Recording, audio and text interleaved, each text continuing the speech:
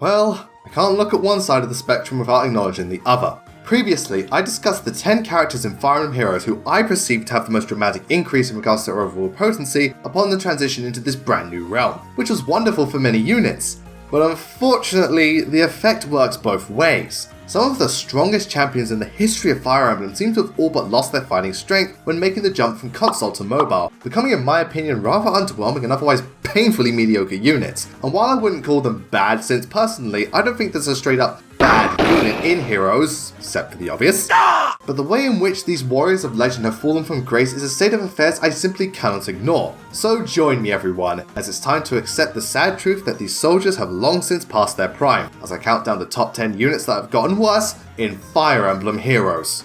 If you saw the previous video, first of all, thank you very much, I greatly appreciate it. You'll already know the criteria for this list, but for those who are unaware, here's a quick rundown. This video is purely my opinion and you have every right to disagree with it, however the focus will be far more objective when observing and comparing each hero's performance within their respective games and how they vary between the current versions. The heroes will be ranked on how significant of a decrease to their effectiveness applies to their abilities, so the likes of Corrin, Xander and Camilla won't be on here since though they're worse in heroes, I feel it's only slightly worse. Plus this is not a list of the worst heroes in the game and I'll be looking at the base set vanilla versions only, no variants or inheritance.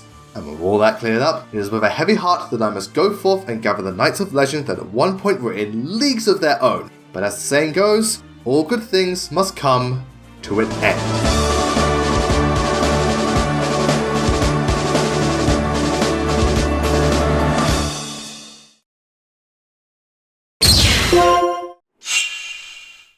Gunter.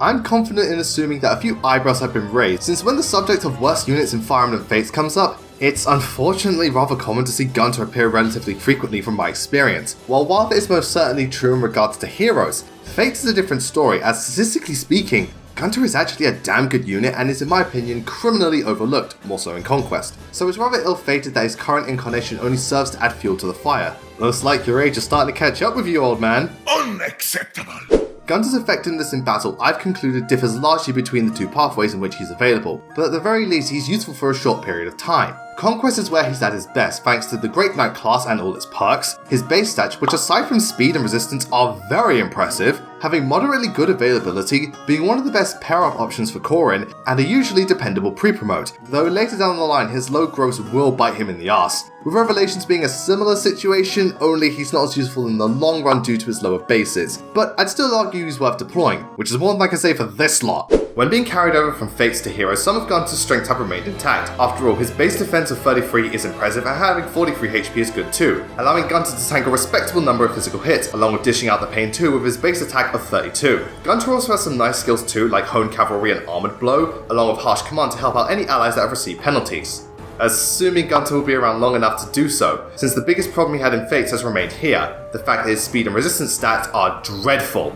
It's not a stretch to say that mages, even blue ones, will rip Gunter a new one, and physical fighters can cause trouble for him as the amount of units that end up doubling this veteran is worrying to say the least, and he doesn't have any special attacks to help him out. Now so far things seem to be working both ways, yet the bulk of axe units make Gunter irrelevant to a certain degree, with Frederick from my point of view being essentially a better Gunter with higher stats in everything that isn't resistance, so unless you're starving for units, I don't feel there's much of a reason to keep him around. I appreciate your help, old man, but it seems you've officially been retired. No!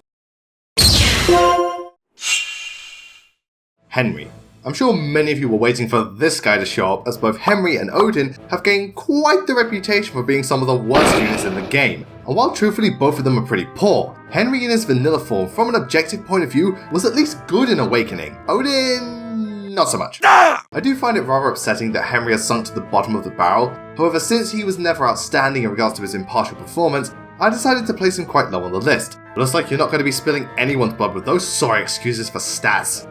Due to how magic works in Awakening, Henry has all the benefits of being able to use both regular and dark tones, giving him a considerable advantage straight out the gate despite joining a little late. Henry also sports good bases minus speed and resistance, but makes up for it for being rather bulky and having very well-rounded growths, making him a very solid unit that can work in a number of ways, and though he's overall outclassed by Faja, I'd say he's still a good unit to have on the team. After both of the Awakening sorcerers made their way to Asker, Tharja remained superior to Henry, only now it's much worse. Even her alternate forms make Henry's look like a mere pupil. I'm starting to think you're doing this on purpose. Now I'll be the first to say that Henry isn't completely useless, as he has a high amount of HP for a magic user, and his defense is rather strong too, granting Henry the ability to withstand a few physical hits and even be somewhat of a war with the right build and supports. Skills like Defiant Defense and Ignis I think are pretty good, whereas others like Tonebreaker don't exactly help his situation, and his weapon I always found to be deplorable despite the advantage against colourless units. Not helping the matter is that Henry has very little offensive potential as a result of having the third lowest attack in the game, in addition to laughable base speed, so Henry often has trouble killing anyone and tends to fall to pieces against magic users due to poor resistance. The combination of all these negatives causes Henry to be, in my opinion, one of the most useless units in the game, as I feel there are vastly superior characters to choose from that is ultimately not worth the investment. Sorry to say, Henry, but I'm gonna have to relegate you to the crow's nest. Sabre. Here's where we start addressing the heroes that really drop down the pecking order, since I dispute that both Henry and Gunter were good but not great units. However, Sabre is a great unit and one of the strongest in Echoes, especially for Celica's path. Intelligent Systems then decided they had nothing better to do than to screw over the marvelous mercenary, as despite having a select number of strengths and is loftier than the preceding meat shields, I found his performance to be rather despondent. Life's not the same as it was in the glory days, huh? Happens to the best of us. At the beginning of Celica's route, the starting units that accompany the princess are all magic based and are thus considerably frail, therefore a good amount of muscle is needed to sponge all that damage, and Sabre's got plenty to go around. Sabre is a very bulky unit starting out, and the rest of his stats are good all around, allowing him to take on an endless amount of enemies and make mincemeat out of them, backed up by his wonderful class line, at least for Echoes, along with his growth rates which is designed to make him as sturdy as possible. It's very easy for Sabre to remain effective from start to finish, and that tends to happen very regularly, however he may have some strength issues later down the line. After departing the continent of Valentia, Sabre's well-rounded nature accompanied him into Asker, as his stat distribution is very even across the board, though his higher HP and defense allows Sabre to once again be rather bulky, and I'd say he's overall very versatile, plus extra abilities like Aegis and the Slaying Edge have their perks. Unfortunately, Sabre is not optimal in any particular field, and a cumbersome number of combatants can trump him in several situations. This makes it difficult for me to vouch for Sabre, as through my experience of the game, Heroes favours utilising a team of specialists. Heck, I'd argue other similarly balanced units like Hannah and Ultima can do more and are easier to obtain, as Sabre is a 5-star only. Sabre is by no means awful, just incredibly meh. While being a jack of all trades worked in Echoes, Heroes it seems is not so lenient, and thus Sabre is now relegated to partaking in the time-honoured tradition of occupying the bench, and man does it pain me to say that. Paula. Here's where things get a bit more interesting, as Paula has appeared in multiple Fire Emblem games, with her potency fluctuating from good to godlike. So comparing various incarnations of her to a singular hero's variant seems a little ridiculous. Which admittedly is probably the case, but on the whole, most if not all of her incarnations are grander than what she is now, so I felt Paula qualified for the list. In fact, her sister Capture was a similar situation, though bizarrely enough, despite both of them downgrading, S just so happens to be at her best. I'd actually go so far to say that in Hero she's better than the other two. Oh, the irony. Yay, this is great! Since Paula is present within numerous Fire Emblem titles, I'll be brief when it comes to her performance breakdown, but to summarise, in Shadow Dragon, her bases and class are good, and though surpassed by Catria later on, is better from the get-go and for low turn count runs. In Mystery of the Emblem, she is otherwise godlike, with brilliant bases, weapon ranks, reclassing options, etc., making this version of the White Wing one of the best Pegasus Knights in the entire series. And in Echoes, I find her to also be pretty good, with strong bases and being built in a way that resembles a Wyvern Rider, with the focus being on bulk and power, plus her class line is fantastic. Speaking of which, Paula's role as a Pegasus Knight is a helpful factor in Heroes, as though she suffers from a weakness to arrows, Paula is capable of passing over multiple types of terrain, so +1 for mobility. Excellent! Paula stat-wise is substantially stable, and unlikely to run into many situations that completely screw her over, helped by the fact that Paula has, in my honest opinion, a strong base kit, so I motion the idea that she doesn't require too much investment to be potent. Or at least that would be the case if she wasn't outclassed by other red flyers like Yalincia and New Year's Camilla, mostly due to her speed and attack stat of only 31 each, making it difficult for Paula to kill enemies unless she has significant advantages or boosts to go along with it. Not even her skills like Moonblow or Ruby Sword I find to be that big of a benefit. Nevertheless, Paula is a very reliable unit, just not a very effective one and doesn't compare to the goddess she was before. And it must feel weird to rely on Est of all people, but seems like you've done a good job in raising her. You're all right on your own now, hmm? Leo. Poor guy. It's bad enough that he's downright ignored by his other siblings in favor of Korin and underused within the story, though at least not to the extent of Hinoka. But by far, he received the biggest nerf of the Fates roles, and man does it show. I won't deny that Leo has his uses, as there are much worse you can go with, yet simultaneously there are many grander guardians to pick from, which I find to be infinitely more suitable than the prestigious Prince. Unlike in Fates, where though he wasn't the very best unit in the game, it was hard to deny how great of a fighter he was in both Conquest and Revelations, and to witness Leo reduce himself to this cannot be good for his inferiority complex. Leo might not be as powerful as his two elder siblings, but when looking at the big picture, I sustain that Leo should never be overlooked. He already gets enough of that as is. In two of the Fates pathways, Leo joins around the middle of the game as a very strong unit. Thanks to his class and build, Leo is one of the most well-rounded characters in the entirety of Fates, having strong bases and growths, being able to run physical and magical attacks, a really good personal weapon, and turning out to be one of the bulkiest units in the entire game, with speed issues being his only major drawback. But even still, Leo is incredibly reliable, and I can claim him to be the best magic user in Fates, for whatever that's worth. When travelling to the realm of Asker, Leo regrettably has since become an exceptionally mediocre combatant that is slowly getting worse and worse as time goes on, though for what it's worth, he's not the only one. True to his class, Leo hosts a mixed build that allows him to, for the most part, tank both physical and magical infantry, which is good because his tome has a very potent after effect of crippling the enemy's movement, and skills like Quick Riposte, Savage Blow, and Blazing Light can help when facing off against multiple enemies. Plus, being a mage cavalry gives Leo with a significant amount of range, making it so that nowhere is safe from this ruthless revenant.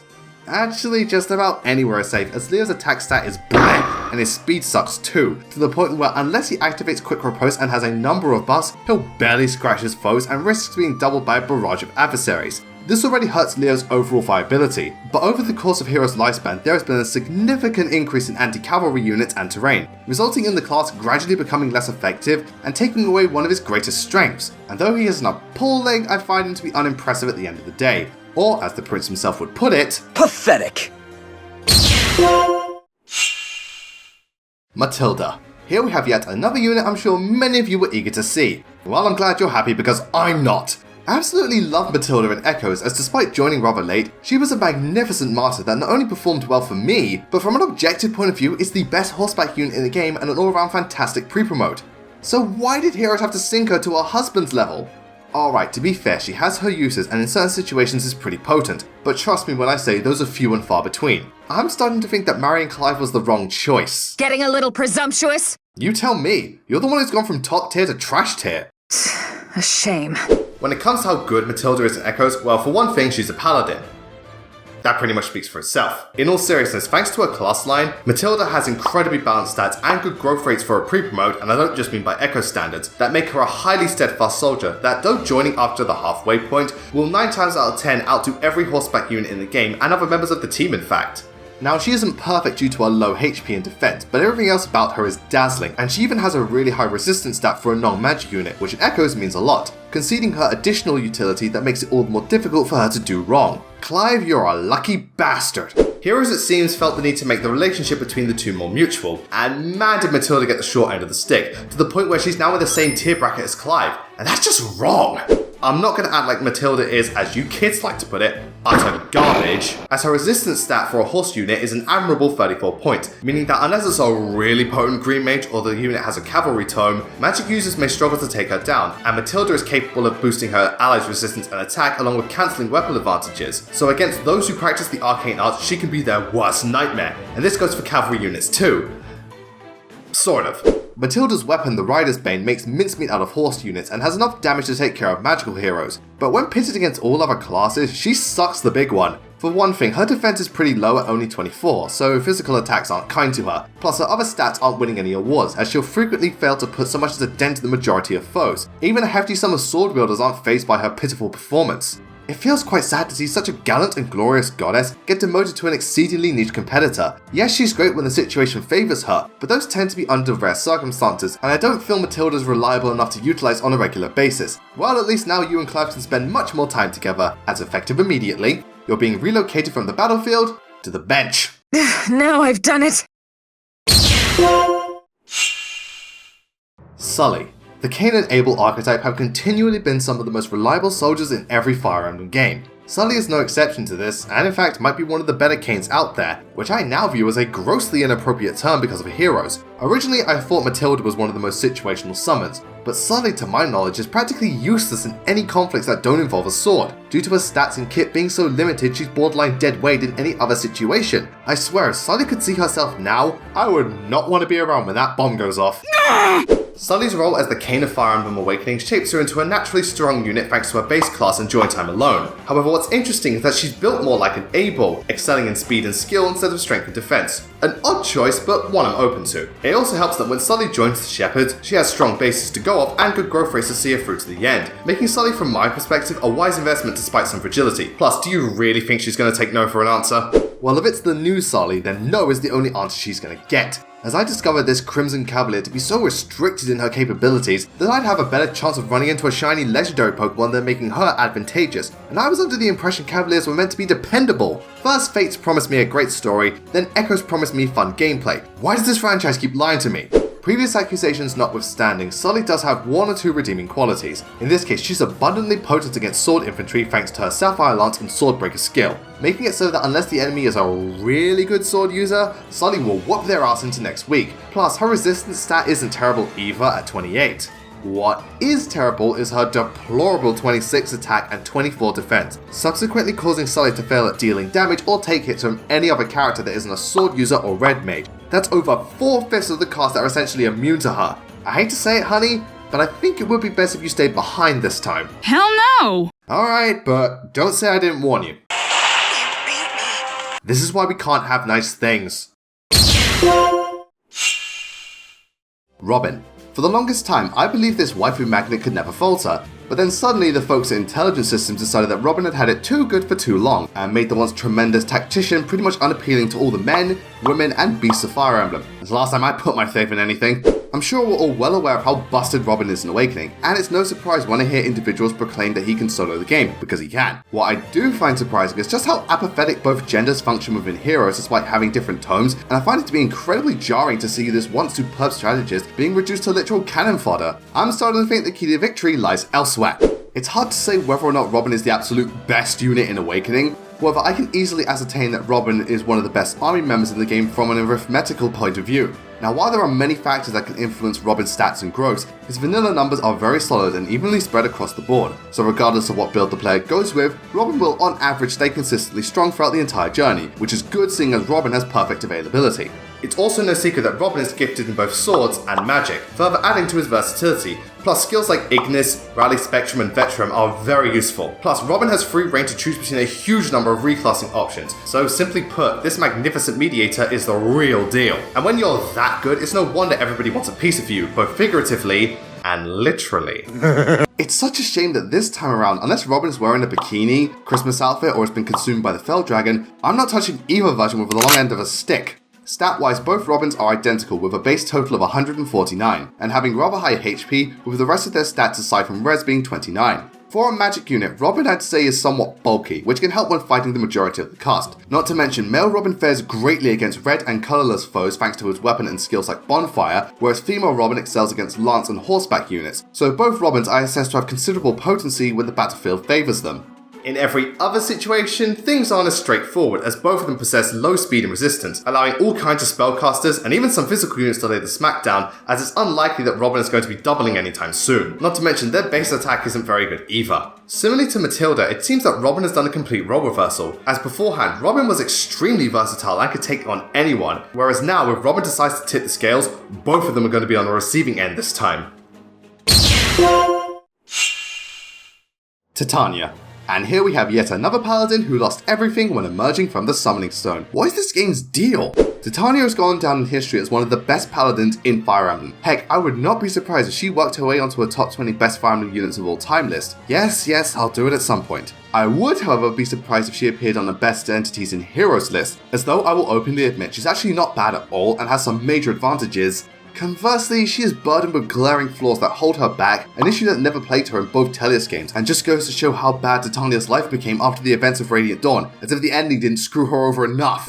Whether it be Path of Radiance or Radiant Dawn, Titania is a brilliant unit in both games and one of the most surefire entities in the entire franchise. In her first outing, Titania was a fantastic unit from her base class alone, as the game really favours mobility, and she also specialised in axes which were better than normal. So already she kicks ass, and I haven't even mentioned her high basic growths in tandem with her incredible availability. In fact, her only drawback is that later down the line, it's not uncommon for some of the other Grail mercenaries to have higher strength than Titania, but that's such a minor nitpick and it doesn't take away from her divinity. When moving forward into Radiant Dawn, not much has changed about Titania, and that I feel is for the best. Her class is still great, her bases are wonderful, her growths are solid, she has an S rank in axes, lots of availability, and I could go on, but I think I've made my point pretty clear. Concerning her new contract with the forces of Asker, Titania may have lost much, and yet I'd argue is better than the preponderance of units that got downgraded versions in Heroes, which admittedly isn't saying much, but just goes to show that even with such a poor rectification, she can still deliver and make this lot look like a bunch of jokers.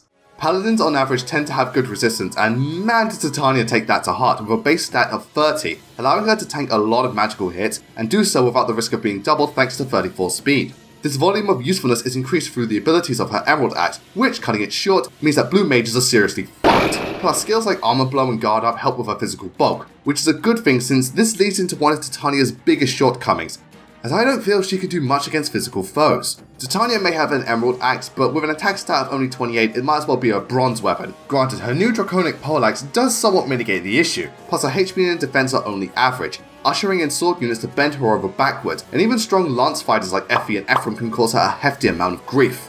Titania might be better than most of the entities in this countdown, but she's still rather limited all things considered, and is a mere footnote when pitted against her blinding beauty back in Tellius. Man, Paladins seem to be the most tragic case of class disdain in Heroes, and Titania isn't even the worst case of it in this scenario.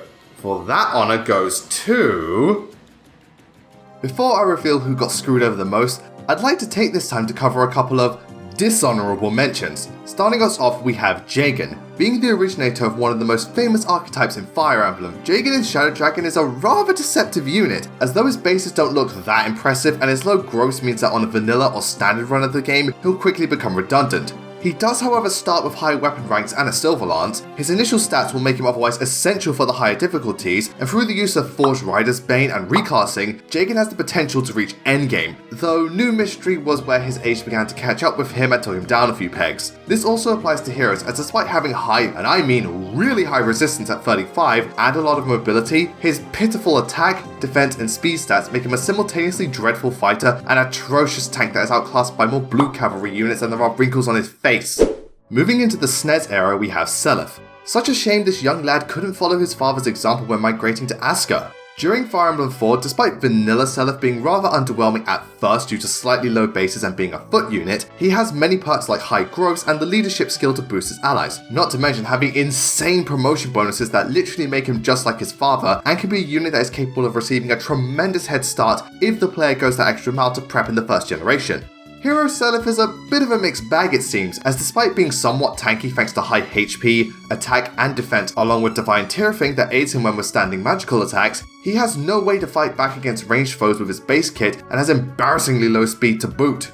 Our next unit on trial is Tobin. Within the context of Echoes, Tobin I feel starts strong due to his bases, mainly having 6 speed, and often ends up as a strong archer and a really good mage that can be a powerhouse in the early game. However, his low offensive growths do hinder him later on, but I feel his initial performance should be commended.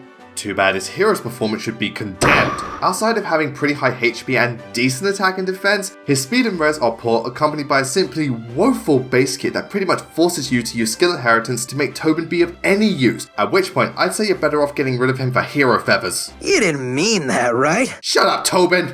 With that out of the way, Stahl is going to be our newest victim. As the Able of Awakening, like Sully, Stahl is well balanced and has high availability. His bases are similar and growths too, with the focus on power and defense this time. However, magic users will fuck him up due to poor res and having lower speed, but he's still a relatively well-rounded and reliable unit. Heroes at a glance is a similar situation, as his attack, defense and HP are pretty solid, and I'd say he's a rather easy unit to build due to his skills costing little to obtain. Which doesn't really amount to much as his speed and res suck here as well, so magic users equals death. And I noticed that there are many other red cavalry units that are better than him. In fact, I'd argue finding one that's worse to be a challenge in of itself. And finally, there's Canis. It seems that the last Fire Emblem 7 banner forgot to give this Seeker of Wisdom the same favoritism as Carla. Sweet Naga almighty, did Canis hit rock bottom. As 33 res notwithstanding, all his other stats are unimpressive to say the least, and has very poor offensive capabilities, especially when taking into account how many superior red mages there are. So yeah, Canis sucks ass in Heroes, but I don't feel his performance differentiation was significant enough to warrant him a place on this list, as though yes, he is better in Blazing Sword and has the perks of being the only Dark Tome user outside of Athos, along with a busted Lunar Tome. The fact that his bases, gross and join time are simply average, in my eyes doesn't make the gap between both versions significantly staggering, which unfortunately cannot be said for the number 1 entry.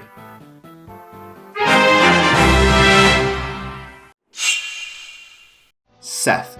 No surprise here, ladies and gentlemen, Seth is without a doubt the Fire Emblem unit that in my mind has become leagues worse when transitioning from his original game into Heroes. I was shocked at how extensively this new version of Seth paled in comparison to the deity that he was in Sacred Stones. In fact, I find it straight up embarrassing to witness him struggle to do anything of significant value. And the absolute worst part is that, like Titania, he's probably better than the rest of the units that made it onto the countdown. Then again, that serves you right for ditching Erica and going off with Ephraim, as if he needs protection. Seth is, simply put, the best unit in Sacred Stones. Heck, if someone was to claim that he was the best unit in Fire Emblem, I'd be hard pressed to disagree, as I feel the only real competition he has for that spot is Sigurd, and when you're good enough to be considered on the same level as Sigurd, what else needs to be said? Seth literally has everything. Excellent bases, the 5th highest growth total in the game, the Paladin class, perfect availability on all pathways, A rank in both weapons, starts with a Silver Lance, he's superbly dependable, can dominate until the very end, is more than capable of solo in the game. At this point, I have no qualms about calling him Jesus, he's such a miracle maker. Unfortunately, Seth is as far from the Messiah as you can get in the context of Heroes, and while yes, I will openly admit Seth isn't awful, I still believe he's not much to talk about when compared to his otherwise Super Saiyan status in Sacred Stones. It just makes the situation all the more agonizing. Seth, funny enough, is actually a very well-rounded unit for the most part, with respectable attack, defense and speed, allowing him to deal decent damage and withstand a number of hits too, though he may need some powerful buffs when going up against the higher tier opponents. Seth's skills allow him to be a more effective tank, thanks to Fortress Defense which increases his bulk, and Seal Attack Defense that reduces the enemies, plus the Ruby Sword can give him a boost when he has the advantage. It's just a shame that most Red Cavaliers can do his job and do it better. The likes of Braveroy, Eliwood, Eldegan, Kain, Sigurd, Exalted Crom and Xander, I theorize make Seth highly redundant. Plus his resistance is pretty poor, so mages can give him mountains of misfortune, and his lack of HP holds him back quite a bit too. Honestly, I just don't feel there's much to Seth due to his lack of standout features to advise deploying him, and while yes he won't necessarily hold you back, the entire situation just feels like a huge injustice to this once perfect paladin. Ladies and gentlemen, I feel there's not much left to be said about Seth at this point. In the main series, he's one of the greatest units from a franchise spanning over 25 years and soon to be 16 games, yet now he has become the complete antithesis of himself by possessing no significant advantages and being easily replaced by an uncomfortable amount of infantry. Is he the worst unit in the game? Hell no. Are there heroes that pale in comparison to him? Of course! Is the fact that himself, Titania and Matilda have transformed into such under-the-radar individuals proof that the people who work on Heroes hate paladins? More than likely. But the point still stands that from the bottom of my heart, I feel Seth is now a shell of his former self and no longer fit to protect Princess Erica, which is why he takes the number 1 spot as the character who I felt got exponentially worse in Fire Emblem Heroes. This has been Blazing Knight. I wish you all a great night, take care, and even though some of my favourite faces in Fire Emblem aren't the powerhouses they once were, I'm still more than happy to have them by my side in a game that celebrates the long and luscious history of this fabulous franchise. All that's left is for the developers to put Sumiya in the game, and my life will be complete.